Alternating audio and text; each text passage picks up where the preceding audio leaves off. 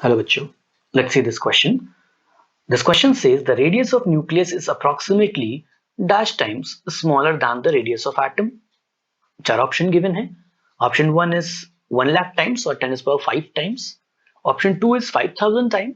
Option 3 is 10,000 times and option 4 is 200 times. तो इस question को करने से पहले इसको कैटेगराइज करते हैं कि किस चैप्टर से है और इसमें लगने वाला की कंसेप्ट क्या है. तो ये क्वेश्चन पूछा जा रहा है एटॉमिक स्ट्रक्चर से. Okay, so the question is asked from this atomic structure chapter. So you can write the chapter name atomic structure. और इस क्वेश्चन को सॉल्व करने के लिए जो की कंसेप्ट रिक्वायर्ड है जिसका यूज करके हम यहाँ पे इस क्वेश्चन को सॉल्व करने वाले हैं वो की कंसेप्ट क्या है. दैट की concept is knowledge about the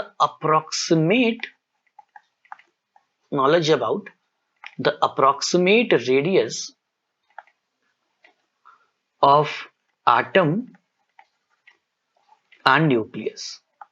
right, यानी एटम का रेडियस और न्यूक्लियस का रेडियस किस ऑर्डर में होता है ये हमको पता होना चाहिए to solve this question successfully. तो चलिए इसको डिटेल में देखते हैं.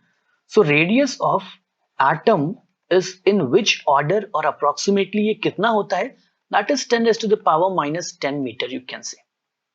इसी तरीके से अगर मैं रेडियस ऑफ न्यूक्लियस देखूं तो वो अप्रोक्सीमेटली कितना होता है, वो होता है 10⁻15 मीटर के अराउंड. सो जब इनका रेशियो लेते हैं तो कितना आता है. रेडियस ऑफ न्यूक्लियस अगर मैं यहां पे लूं, radius of nucleus divided by radius of atom, तो ये कितना निकल के आएगा. इट विल बी 10⁻15 अपॉन 10⁻10 और ये आ जाता है 10⁻5 times. So radius of nucleus यहां पे कितना निकल के आ रहा है. Radius of nucleus you can see it's 10⁻5 times radius of atom. यानी ये कितना छोटा हुआ रेडियस ऑफ एटम से. Radius of nucleus is 10⁻5 times smaller than the radius of atom.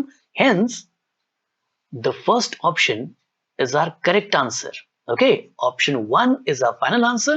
I hope you have understood it well. Best of luck.